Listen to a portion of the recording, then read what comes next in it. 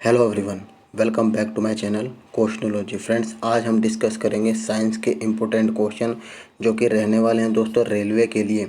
ठीक है, ये video specially railway ALP technician यानी कि रेलवे का कोई भी दोस्तों एग्ज़ाम होता है उसमें ये क्वेश्चन पूछे जाते हैं, इम्पोर्टेंट क्वेश्चन रहने वाले हैं। ठीक है, तो चलिए स्टार्ट करते हैं वीडियो। सबसे पहले आप लोग यहाँ पर मैं आप लोगों को बता देता हूँ दोस्तों, आप लोगों का ये रिवाइज योर सेल्फ का फर्स्ट सीरीज़ रहने वाली है। अगर आप लोगों को ये वीडियो अच्छी लगी तो मैं आप लोगों के लिए अलग से और भी सीरीज़ बनाने वाला हूँ। ठीक है, अगर आप लोगों का रिस्पॉन्स अच्छा मिला तो वीडियो स्टार्ट करते हैं। सबसे पहले आप लोग देख सकते हैं दोस्तों, यहाँ पर पहला क्वेश्चन है। मैं आप लोगों को लगभग दोस्तों 70 क्वेश्चन कराऊंगा इस वीडियो में, और आप लोगों को कमेंट बॉक्स में बताना है कि कितने क्वेश्चन आप लोगों ने करे हैं सही। ठीक है, और क्वेश्चन का लेवल किस तरह से कितना अच्छा रहा है। पहला क्वेश्चन देख सकते हैं दोस्तों, एस्टिग्मेटिज्म एक बीमारी है। किससे संबंधित दोस्तों आप लोगों की बीमारी है ये? कानों की, आँखों की, नाक की या गले की? तो दोस्तों ये एस्टिग्मेटिज्म एक बीमारी ये आँखों की बीमारी होती है। ऑप्शन नंबर बी इसका सही रहने वाला है। दोस्तों इसी तरह के क्वेश्चन आरआरबी एलपी टेक्नीशियन में पूछे जाते हैं, उसी को बेस मानकर मैंने ये वीडियो आप लोगों के साथ डिस्कस किया है। चलिए नेक्स्ट क्वेश्चन देखते हैं। विश्व स्वास्थ्य दिवस कब मनाया जाता है? 7 अप्रैल, 15 अप्रैल, 9 अप्रैल या 10 अप्रैल? इनमें से कौन सी तिथि को विश्व स्वास्थ्य दिवस मनाया जाता है? तो दोस्तों 7 अप्रैल को विश्व स्वास्थ्य दिवस मनाया जाता है। नेक्स्ट क्वेश्चन, मेलाकोनाइट किस धातु का खनिज है? आप लोगों को बताना है कि दोस्तों ये किस धातु का खनिज है। तो तांबा, मेलाकोनाइट तांबा धातु का दोस्तों ये खनिज होता है। ऑप्शन नंबर ए इसका सही आंसर हो जाएगा। फोर्थ क्वेश्चन है, किस अम्ल का उपयोग सीसा संचायक बैटरी में किया जाता है? दोस्तों ये जो सल्फ्यूरिक अम्ल होता है इसी का उपयोग दोस्तों सीसा संचायक बैटरी में यूज किया जाता है। अगले क्वेश्चन की तरफ बढ़ते हैं दोस्तों। हम लोग यहाँ पर देख सकते हैं पांचवा क्वेश्चन कि मनुष्य के शरीर में कितना लीटर रुधिर होता है? ब्लड के बारे में बताना है। तो दोस्तों एवरेज लगभग यहाँ पर 6 लीटर होता है। नेक्स्ट क्वेश्चन, विद्युत धारा का चुंबकीय प्रभाव सर्वप्रथम अवलोकित किया गया था? किसके द्वारा सबसे पहले विद्युत धारा का चुंबकीय प्रभाव अवलोकित किया गया था यानी कि डिस्क्राइब किया गया था? तो दोस्तों ये फैराडे के द्वारा यहाँ पर किया गया था। ऑप्शन नंबर सी इसका राइट आंसर होने वाला है। न्यूरॉन इकाई हैं दोस्तों, न्यूरॉन किसकी इकाई हैं ये आप लोगों को बताना है।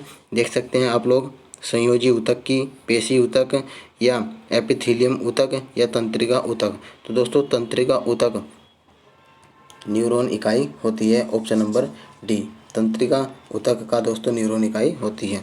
चलिए नेक्स्ट क्वेश्चन की तरफ बढ़ते हैं। ब्लैक होल सिद्धांत की खोज किसके द्वारा की गई थी? यहाँ पर आपसे पूछा गया है कि ब्लैक होल सिद्धांत की खोज किसके द्वारा की गई थी? एस चंद्रशेखर, हरगोविंद खुराना, सीवी रमन या एस रामानुज? तो दोस्तों एस चंद्रशेखर जी के द्वारा यहाँ पर ब्लैक होल सिद्धांत की खोज की गई थी। नेक्स्ट क्वेश्चन दोस्तों, 9वां क्वेश्चन देख सकते हैं आप लोग यहाँ पर कि शरीर में हीमोग्लोबिन का कार्य आप लोग को बताना है कि हीमोग्लोबिन का कार्य क्या होता है हमारे बॉडी में। तो दोस्तों हीमोग्लोबिन ऑक्सीजन का परिवहन करता है। ऑप्शन नंबर ए इसका राइट आंसर होने वाला है। ठीक है, चलिए नेक्स्ट क्वेश्चन दोस्तों यहाँ पर देख सकते हैं। रेडियोधर्मी तत्व जिसका भारत में विशाल भंडार पाया जाता है, वो कौन सा रेडियोधर्मी तत्व है दोस्तों जिसका भारत में विशाल भंडार पाया जाता है? तो जो कि थोरियम दोस्तों आप लोगों को पता है, थोरियम के विशाल भंडार भारत में पाए जाते हैं। ठीक है, चलिए नेक्स्ट क्वेश्चन, किसी मानव आँख की रेटिना पर बना प्रतिबिंब कैसा होता है? मानव की आँख पर जब प्रतिबिंब बनता है तो दोस्तों एक वास्तविक होता है और उल्टा होता है, यानी कि ऑप्शन नंबर बी इसका सही आंसर हो जाएगा। चलिए 12वां क्वेश्चन देख सकते हैं यहाँ पर, फोटोग्राफी में उपयोग किया गया प्रकाश संवेदी यौगिक है? किसका दोस्तों ये यौगिक होता है? आप लोग को बताना है। सिल्वर नाइट्रेट का, सिल्वर क्लोराइड का या सिल्वर ब्रोमाइड का या सिल्वर आयोडाइड का? तो दोस्तों ये सिल्वर ब्रोमाइड का होता है यौगिक। ठीक है, चलिए नेक्स्ट क्वेश्चन, हमारे भोजन में संरक्षणात्मक खाद्य पदार्थ हैं? वसा या विटामिन, कार्बोहाइड्रेट एवं खनिज, विटामिन एवं खनिज, प्रोटीन एवं कार्बोहाइड्रेट? तो दोस्तों इसका सही आंसर होगा विटामिन एवं खनिज हमारे भोजन के संरक्षणात्मक खाद्य पदार्थ होते हैं। ठीक है, option number C right answer हो जाएगा। अगले क्वेश्चन की तरफ बढ़ते हैं दोस्तों। यहाँ पर 14 क्वेश्चन है कि 1 ग्राम वाले पदार्थ का तापमान 1 डिग्री सेल्सियस बदलने के लिए आवश्यक ऊष्मा की मात्रा को क्या कहते हैं। दोस्तों ये एक डेफिनेशन है। ये किसकी डेफिनेशन, ये विशिष्ट ऊष्मा की डेफिनेशन होती है, यानी कि उसको विशिष्ट ऊष्मा कहते हैं। नेक्स्ट क्वेश्चन, पीतल किसका मिश्रण है। आप लोग को बताना है कि पीतल किसका मिश्रण है। तो दोस्तों ये तांबा और जस्ते का मिश्रण होता है पीतल। चलिए नेक्स्ट क्वेश्चन की तरफ बढ़ते हैं दोस्तों। यहाँ पर टाका यानी कि शोल्डर किसका मिश्रण होता है। तो दोस्तों ये सीसा और टीन का मिश्रण होता है। ऑप्शन नंबर डी इसका राइट आंसर हो जाएगा। ठीक है दोस्तों, आप लोगों का रिवीजन भी हो जाएगा। जैसे कि आप सभी को पता है कि रेलवे एलपी की टेंटेटिव डेट जून में दी गई है, तो आप लोगों को ज़्यादा से ज़्यादा क्वेश्चन रिवाइज करने की ज़रूरत है। चलिए नेक्स्ट क्वेश्चन दोस्तों, यहाँ पर देख सकते हैं सोडा वाटर बनाने के लिए कौन सी गैस का यूज किया जाता है। तो दोस्तों कार्बन डाइऑक्साइड इसका सही आंसर होने वाला है। नेक्स्ट क्वेश्चन देख सकते हैं यहाँ पर उस उपकरण का नाम बताना है जो दोस्तों जो विद्युत ऊर्जा को यांत्रिक ऊर्जा में बदलता है। वो कौन सा यंत्र है। तो दोस्तों ये विद्युत मोटर ही होता है जो कि विद्युत ऊर्जा को यांत्रिक मैकेनिकल एनर्जी में कन्वर्ट करता है। 19वां क्वेश्चन है गतिज ऊर्जा का अभिव्यंजन बताना है, यानी कि दोस्तों आपको इसका फॉर्मूला बताना है। तो गतिज ऊर्जा का फॉर्मूला होता है half mv²। Option number D. प्रतिध्वनि किस कारण सुनी जाती है। क्या कारण होता है दोस्तों कि आप लोगों को प्रतिध्वनि सुनाई देती है। दोस्तों ध्वनि तरंगों का परावर्तन जब होता है तो आप लोग को प्रतिध्वनि सुनाई देती है। ऑप्शन नंबर ए इसका सही आंसर हो जाएगा। नेक्स्ट क्वेश्चन की तरफ बढ़ते हैं। 21वां क्वेश्चन आप लोगों से पूछा गया है कि पानी से भरे एक बर्तन में बर्फ़ का एक टुकड़ा तैर रहा है। पूरी बर्फ़ के पिघलने पर बर्तन का जल स्तर आप लोग को बताना है कि जब वो बर्फ़ पिघल जाएगी तो उस बर्तन का जल स्तर बढ़ेगा, घटेगा या कोई चेंज नहीं होगा या इनमें से कोई नहीं। तो दोस्तों जब बर्फ़ का टुकड़ा पिघलता है तो उसमें कोई भी परिवर्तन नहीं होता है, क्योंकि जब पानी में बर्फ़ डालते हैं तो जितना बर्फ़ का भार होता है उतनी ही पानी बाहर निकल जाता है। ठीक है, इसी कारण से जो कि यहाँ पर इसका लेवल जो कि चेंज नहीं होता है। नेक्स्ट क्वेश्चन देख सकते हैं आप लोग, दो समांतर दर्पण के बीच धातु के एक गोले को रखा जाता है। इससे बने प्रतिबिंबों की संख्या आप लोगों को बतानी है कि कितनी प्रतिबिंबों की संख्या बनेगी। तो दोस्तों असंख्य इसमें सही आंसर होने वाला है। असंख्य प्रतिबिंब बनने वाले हैं, अनंत। ठीक है, ऑप्शन नंबर डी इसका सही आंसर हो जाएगा। अगला क्वेश्चन दोस्तों यहाँ पर देख सकते हैं, सार्स बीमारी में अक्सर ए निरूपित करता है, यानी कि ए की फुल फॉर्म इसमें बतानी है आप लोग को। ऑप्शन में से चूज कर कर कि क्या होता है, एंड होता है, अस्थमा होता है, एंटी होता है या एक्यूट होता है। तो दोस्तों इसका सही आंसर होगा एक्यूट। ठीक है, option number D. Next question, diphtheria बीमारी प्रभावित करती है, आँख को प्रभावित करती है या गले को या यकृत को या अग्नाशय को। तो दोस्तों ये गले को प्रभावित करने वाली एक बीमारी होती है। ऑप्शन नंबर बी इसका सही आंसर हो जाएगा। 25वां क्वेश्चन है दोस्तों, सरल यांत्रिक लाभ वाले लीवर में होता है। सरल यांत्रिक लाभ वाले लीवर में दोस्तों क्या क्या होते हैं आप लोग को बताना है। भार या प्रयास के बीच फलक्रम होता है, या प्रयास और फलक्रम के बीच भार होता है, या फलक्रम और भार के बीच प्रयास होता है, या इनमें से कोई है। दोस्तों सरल यांत्रिक लाभ वाले लीवर में प्रयास और फलक्रम के बीच में क्या होता है, प्रयास और फलक्रम के बीच में भार होता है। ऑप्शन नंबर बी इसका सही आंसर हो जाएगा। और इसके बाद दोस्तों बढ़ते हैं नेक्स्ट क्वेश्चन की तरफ। जब लिफ्ट ऊपर की ओर जाती है तो आदमी का भार वास्तविक भार से कम हो जाता है। ऐसा क्यों होता है दोस्तों, जब लिफ्ट ऊपर की ओर जाती है तो आदमी का भार वास्तविक भार से कम महसूस होता है। तो दोस्तों यहाँ पर जब उसकी चाल ऊपर की ओर समरूप होती है, क्योंकि दोस्तों जब ऊपर की ओर बढ़ती है तो उसकी चाल जो है एक समान लीनियर होती है, इसी कारण से हमें भार जो है कम प्रतीत होता है। ठीक है, तो इसका आंसर हो जाएगा ऑप्शन नंबर सी। चलिए नेक्स्ट क्वेश्चन देख सकते हैं आप लोग, 27वां, निम्न में से कौन से रंग का तरंग दैर्ध्य सबसे अधिक होता है। सबसे अधिक दोस्तों यहाँ पर लाल रंग का होता है। आप लोग जैसे विग्योर पता है, तो दोस्तों जो लास्ट में होता है उसका तरंग दैर्ध्य सबसे अधिक होता है। चलिए इसका आंसर हो जाएगा ऑप्शन नंबर ए। और इसके बाद दोस्तों 28 क्वेश्चन देख सकते हैं कि 1 माइक्रोन किसके बराबर होता है। 1 माइक्रोन की वैल्यू दोस्तों मिलीमीटर में बतानी है आपको कि किसके इक्वल होता है। तो दोस्तों 1 माइक्रोन 0.001 mm के बराबर होता है। ऑप्शन नंबर डी इसका सही आंसर हो जाएगा। अगला क्वेश्चन है सभी गैस शून्य आयतन प्राप्त करते हैं जब तापक्रम घटाया जाता है। दोस्तों यहाँ पर पूछा गया है कि गैस कब शून्य आयतन प्राप्त करेंगे कि उनका आयतन कितना घटा दिया जाए कि गैस जो है शून्य आयतन प्राप्त कर लेती है। तो दोस्तों जब आप लोग -273 डिग्री सेल्सियस तक कर देंगे ना तापमान, तो उसका शून्य आयतन प्राप्त होता है गैस का। ठीक है, चलिए अगला क्वेश्चन दोस्तों यहाँ पर देख सकते हैं एसिड यानी कि अम्ल बदलता है। आप लोगों को बताना है नीले लिटमस को लाल में कन्वर्ट करता है या लाल को नीले में, या लिटमस का रंग नहीं बदलता, या इनमें से कोई नहीं। तो दोस्तों एसिड यानी कि अम्ल जो होता है नीले लिटमस को लाल में कन्वर्ट कर देता है। ठीक है, चलिए आगे बढ़ते हैं दोस्तों। यहाँ पर क्वेश्चन है हमारा 31वां कि चीनी के घोल में तापक्रम बढ़ाने पर चीनी की विलेयता बढ़ेगी, घटेगी, या कोई भी चेंज नहीं होगा, या इनमें से कोई नहीं। तो दोस्तों जब हम चीनी के घोल में टेम्परेचर को बढ़ा देते हैं तो दोस्तों उसकी विलेयता क्या होती है, यहाँ पर बढ़ जाती है। क्या होती है दोस्तों, यहाँ पर बढ़ जाती है। ऑप्शन नंबर बी इसका सही आंसर हो जाएगा।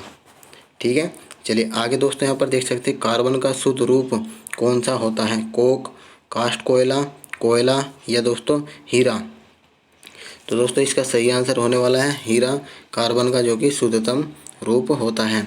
और आज का दोस्तों यहाँ पर 33वां क्वेश्चन बढ़ते हैं आगे कि इसमें पूछा गया है कि निम्नलिखित में से कौन सा तत्व कार्बनिक यौगिक में मौजूद रहता है। तो दोस्तों कार्बनिक यौगिक में कौन सा तत्व मौजूद होता है, कार्बन। ऑब्वियसली बात है दोस्तों, कौन सा तत्व होगा, कार्बन। ऑप्शन नंबर ए इसका सही आंसर हो जाएगा। अब आगे बढ़ते हैं दोस्तों 34 क्वेश्चन जो कि यहाँ पर देख सकते हैं आप लोग कि कौन सी गैस का आवरण सूर्य से निकली पराबैंगनी विकिरणों को अवशोषित करती हैं। ठीक है, तो दोस्तों जैसे कि आपको पता है ओजोन, तो ओजोन ही यहाँ पर सूर्य से निकली पराबैंगनी किरणों को अवशोषित करने का काम करती है। ऑप्शन नंबर ए इसका सही आंसर हो जाएगा। मायोपिक आँख किसके प्रयोग द्वारा ठीक की जाती है। कौन से लेंस या दर्पण है जिसके द्वारा मायोपिक आँख को ठीक किया जाता है। तो दोस्तों अवतल लेंस के द्वारा मायोपिक आँख को ठीक किया जाता है। ऑप्शन नंबर ए इसका राइट आंसर हो जाएगा। अगला क्वेश्चन दोस्तों है कंप्यूटर की भाषा में कंपाइलर क्या होता है। कंपाइलर के बारे में बताना है दोस्तों ये एक उच्च स्तरीय लैंग्वेज को दोस्तों मशीन स्तरीय भाषा में करने का काम करती हैं, एक प्रोग्राम होता है। ठीक है, ऑप्शन नंबर सी इसका सही आंसर हो जाएगा। आगे क्वेश्चन बढ़ते हैं दोस्तों। यहाँ पर देख सकते हैं कि AWACS का पूर्ण रूप आप लोगों को बताना है दोस्तों। इम्पोर्टेंट क्वेश्चन रहने वाला है। ठीक है, 37वां क्वेश्चन आप लोगों के लिए इम्पोर्टेंट रहने वाला है। AWACS का दोस्तों फुल फॉर्म आप लोगों को बताना है। तो दोस्तों यहाँ पर देख सकते हैं anti war and corruption society, या airborne warning and control system, या एरियल वॉरफेयर कंट्रोल सिस्टम, या इनमें से कोई नहीं। तो दोस्तों ऑप्शन जो कि बी यहाँ पर airborne warning and control system, यही इसका आंसर होने वाला है। नेक्स्ट क्वेश्चन है निम्नलिखित में से कौन सा एक इनपुट डिवाइस नहीं है। जो कि इनपुट डिवाइस नहीं है उसके बारे में आप लोगों को बताना है। फ्लॉपी ड्राइवर जो कि एक इनपुट डिवाइस नहीं होता, बाकी ये माउस, कीबोर्ड और ये माइक्रो प्रोसेसर ये एक इनपुट डिवाइस होते हैं। पोर्टलैंड सीमेंट का मुख्य संगठक दोस्तों आप लोग को बताना है कि इसका संगठक कौन कौन से होते हैं। ठीक है, 39 क्वेश्चन है। आप लोग देख सकते हैं कि पोर्टलैंड सीमेंट का मुख्य संगठक दोस्तों यहाँ पर चूना, सिलिका, एल्यूमिना और मैग्नीशिया ये होते हैं। ऑप्शन नंबर सी इसका सही आंसर हो जाएगा। नेक्स्ट क्वेश्चन की तरफ बढ़ते हैं कि फोटोग्राफी में पिक्चर के रूप में प्रयोग किया जाता है। किसका प्रयोग दोस्तों पिक्चर के रूप में किया जाता है। तो ये सोडियम थायोसल्फेट का यूज फोटोग्राफी में पिक्चर के रूप में दोस्तों यहाँ पर किया जाता है। चलिए अगले क्वेश्चन की तरफ बढ़ते हैं। रेक्टिफायर का प्रयोग किया जाता है। रेक्टिफायर का प्रयोग क्यों किया जाता है दोस्तों, यहाँ पर रेक्टिफायर का प्रयोग किया जाता है AC को DC में कन्वर्ट करने के लिए। ऑप्शन नंबर डी इसका राइट आंसर हो जाएगा। और इसके बाद दोस्तों यहाँ पर देख सकते हैं कि रतौंधी किस विटामिन की कमी से होता है। रतौंधी के बारे में बताना है किस विटामिन की कमी से होता है। तो दोस्तों यहाँ पर विटामिन A की कमी से रतौंधी होता है। अगला क्वेश्चन स्थिर पानी में मिट्टी का तेल अगर छिड़क दिया जाए तो दोस्तों मच्छर कम हो जाते हैं, क्यों? इसका रीज़न आप लोगों को बताना है कि मच्छर कम क्यों हो जाते हैं। क्योंकि दोस्तों लार्वा के सांस में बाधा पड़ जाती है मिट्टी का तेल डालने से और वे मर जाते हैं। Option number C right answer हो जाएगा। चलिए अगले क्वेश्चन की तरफ बढ़ते हैं दोस्तों, जो कि यहाँ पर पूछा गया है कंप्यूटर से कि कंप्यूटर में प्रयुक्त असेंबली भाषा है। कंप्यूटर में जो प्रयुक्त असेंबली भाषा होती है वो कौन सी भाषा है? तो दोस्तों केवल इसमें कंप्यूटर में बाइनरी संख्याएं ही यूज की जाती है। ऑप्शन नंबर बी इसका सही आंसर हो जाएगा। नेक्स्ट क्वेश्चन है, इनमें कौन सा रोग वैक्सीन द्वारा नहीं रोका जा सकता? कुकुर खांसी, चेचक, पोलियो या मधुमेह? किसके द्वारा दोस्तों यहाँ पर वैक्सीन के द्वारा इनमें नहीं रोका जा सकता? तो दोस्तों ये कुकुर खांसी है, ये वैक्सीन के द्वारा नहीं रोका जा सकता। ऑप्शन नंबर ए इसका सही आंसर हो जाएगा। और नेक्स्ट क्वेश्चन की तरफ बढ़ते हैं दोस्तों। यहाँ पर देख सकते हैं स्पॉन्डिलिटिस डिलीटीज, यहाँ पर देख सकते हैं इंग्लिश में स्पॉन्डिलिटिस नामक रोग किस अंग को प्रभावित करता है? इंपॉर्टेंट क्वेश्चन है दोस्तों, यहाँ पर किस अंग को प्रभावित करता है ये स्पॉन्डिलिटिस? तो यहाँ पर मस्तिष्क गुहा को दोस्तों ये सीधा सीधा इफेक्ट करता है। ऑप्शन नंबर डी इसका सही आंसर हो जाएगा। वॉशिंग सोडा यानी कि धोने का सोडा दोस्तों क्या है? आप लोगों को यहाँ पर बताना है इनमें से कौन सा आंसर वॉशिंग सोडा के लिए प्रयुक्त होगा। तो सोडियम कार्बोनेट जो कि दोस्तों होता है Na2CO3, ये एक वॉशिंग सोडा होता है। अगले क्वेश्चन की तरफ बढ़ते हैं। रासायनिक यौगिक का सबसे छोटा संभावित यूनिट आप लोगों को बताना है कि रासायनिक यौगिक का सबसे छोटा यूनिट क्या होता है? तो जैसे आप लोगों को पता है दोस्तों परमाणु जो कि सबसे छोटा यूनिट होता है। 49 क्वेश्चन दोस्तों यहाँ पर देख सकते हैं आप लोग। फोटोग्राफी के उपयोगी हाइपो रासायनिक रूप से क्या है? हाइपो के बारे में बताना है दोस्तों, केमिकल रूप से क्या होता है? तो दोस्तों ये एक तरह से सिल्वर नाइट्रेट होता है फोटोग्राफी में, ठीक है। चलिए ऑप्शन नंबर डी इसका सही आंसर हो जाएगा। और आज का 50वां क्वेश्चन दोस्तों यहाँ पर देख सकते हैं हम लोग कि मरकत निम्न से बनाया जाता है। मरकत दोस्तों किस चीज़ से बनाया जाता है? तो ये बेरिलियम से बनाया जाता है। ऑप्शन नंबर सी इसका राइट आंसर हो जाएगा। किसकी कमी के कारण दोस्तों यहाँ पर अरक्तता यानी कि एनीमिया होता है? एनीमिया किसकी कमी से होता है? तो दोस्तों ये लोहा यानी कि आयरन की कमी से एनीमिया होता है। ऑप्शन नंबर डी इसका राइट आंसर हो जाएगा।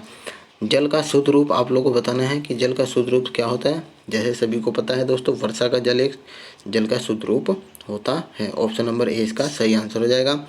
नीली क्रांति किससे संबंधित है? दोस्तों आप लोगों को बताना है कि नीली क्रांति किससे संबंधित है। ये मत्स्य उद्योग से संबंधित होती है। नेक्स्ट क्वेश्चन, नाइट्रोजन यौगीकरण के लिए जिम्मेदार बैक्टीरिया निम्न के जड़ में पाया जाता है। किसके जड़ में दोस्तों यहाँ पर पाया जाता है? तो आप लोग देख सकते हैं शीबी पौधे के नीचे दोस्तों यहाँ पर बैक्टीरिया पाया जाता है। अगला क्वेश्चन, लोहे का सबसे प्रचुर स्रोत क्या होता है? दोस्तों यहाँ पर बताना है आपको लोहे का यानी कि आयरन का सबसे प्रचुर मात्रा में किस में मिलती है? यहाँ पर जो कि हरी सब्जियाँ होती है उसमें दोस्तों आयरन सबसे ज़्यादा मात्रा में पाया जाता है। ऑप्शन नंबर 20 का सही आंसर हो जाएगा। टेट्रा एथिल लेड पेट्रोल में क्यों मिलाया जाता है? दोस्तों आप लोगों को बताना है कि TEL tetra ethyl lead petrol में मिलाने का दोस्तों कारण क्या होता है? इसका कारण यही होता है दोस्तों कि अब विस्फोटक रोधी दर बढ़ाने के लिए इसका यूज किया जाता है। ऑप्शन नंबर डी इसका सही आंसर हो जाएगा। और इसके साथ साथ दोस्तों आगे बढ़ते हैं हम लोग। यहाँ पर 57वां क्वेश्चन देख सकते हैं कि मानव शरीर में सबसे प्रचुर तत्व कौन सा होता है? तो दोस्तों ऑक्सीजन जो कि सबसे प्रचुर मात्रा में होता है। मानव रक्त का pH आप लोगों को बताना है कितना होता है? 7.4 इसका सही आंसर हो जाएगा। किस प्रक्रम द्वारा दोस्तों कैम्फर आसानी से शुद्ध किया जाता है? कैम्फर को बताना है कि किस मेथड के द्वारा आप लोग आसानी से प्योर कर सकते हैं। तो दोस्तों जो कि ये ऊर्ध्वपतन होता है, ऊर्ध्वपातन, इसके द्वारा हम कैम्फर को आसानी से शुद्ध कर सकते हैं। कार्बन का न्यूनतम प्रतिशत किस में होता है? पिटवा लोहे में दोस्तों कार्बन का कम से कम प्रतिशत होता है। ऑप्शन नंबर सी इसका सही आंसर हो जाएगा। अत्यधिक आघातवर्धनीय धातु कौन सी है? आप लोगों को बतानी है कि आघातवर्धनीय धातु दोस्तों यहाँ पर कौन सी है? तो ये आंसर हो जाएगा ऑप्शन नंबर डी सोना, ठीक है। और इसके साथ साथ दोस्तों आगे बढ़ते हैं हम लोग कि रक्त में कौन सा तत्व नहीं पाया जाता, ये आप लोगों को बताना है कि ब्लड में कौन सा तत्व नहीं पाया जाता। दोस्तों यहाँ पर लोहा, तांबा, मैग्नीशियम पाया जाता है। क्रोमियम जो कि दोस्तों यहाँ पर ब्लड में नहीं पाया जाता है। नेक्स्ट क्वेश्चन, आलू के अंकुर उपयोगी हैं, ये किस लिए उपयोगी हैं दोस्तों, आप लोगों को बताना है। यहाँ पर देख सकते हैं कि आलू के अंकुर जो कि जनन के लिए उपयोगी होते हैं। ऑप्शन नंबर सी इसका राइट आंसर हो जाएगा। निम्न में किस पौधे के वृद्धि में सबसे कम जल की आवश्यकता होती है। आप लोग को बताना है कि किस पौधे में जल की आवश्यकता सबसे कम होती है उसकी वृद्धि के लिए। ठीक है, तो दोस्तों जो कि यूकेलिप्टिस का पौधा होता है, पेड़ होता है, उसमें कम से कम पानी की आवश्यकता होती है। ऑप्शन नंबर 20 का सही आंसर हो जाएगा। नेक्स्ट क्वेश्चन, विद्युत चुंबक के रूप में सामान्यतः किस धातु का उपयोग किया जाता है। विद्युत चुंबक के रूप में दोस्तों नर्म लोहे का उपयोग यहाँ पर किया जाता है। Option number B. और आगे बढ़ते हैं दोस्तों, यहाँ पर गोबर गैस का प्रमुख अवयव आप लोगों को बताना है कि गोबर गैस का प्रमुख अवयव कौन सा होता है। तो सभी को पता है दोस्तों, इथेन इसका राइट आंसर हो जाएगा 66। ठीक है, अब 67 की तरफ बढ़ते हैं दोस्तों कि आइसक्रीम में जिलेटिन क्यों मिलाया जाता है। जिलेटिन मिलाने का दोस्तों आप लोगों को रीज़न है कि प्रशीतक को द्रुत करने हेतु इसमें आइसक्रीम में जिलेटिन मिलाया जाता है। ठीक है, चलिए 68 क्वेश्चन है, एनाटॉमी विज्ञान की वह शाखा है जिसके संबंध में, एनाटॉमी में दोस्तों वह विज्ञान की शाखा है जिसके संबंध में आप लोगों को बताना है कि यह किससे संबंधित होती है। तो दोस्तों प्राणी और पौधों की रचना से संबंधित होती है। और आज का हमारा दोस्तों लास्ट क्वेश्चन कि मिर्गी एक बीमारी है। मिर्गी आप लोगों की किस टाइप की बीमारी है दोस्तों, ये स्नायु प्रणाली होती है। कौन सी बीमारी होती है दोस्तों, स्नायु प्रणाली की एक बीमारी मिर्गी होती है। ऑप्शन नंबर 20 का सही आंसर हो जाएगा। आशा करता हूँ दोस्तों आप लोगों को क्वेश्चन का लेवल सही लगा होगा। अगर आप लोगों को वीडियो पसंद आई हो तो वीडियो को लाइक करना और अपने फ्रेंड सर्कल में शेयर करना। ठीक है, मिलते हैं आपको इसके नेक्स्ट पार्ट में, तब तक के लिए धन्यवाद फ्रेंड्स।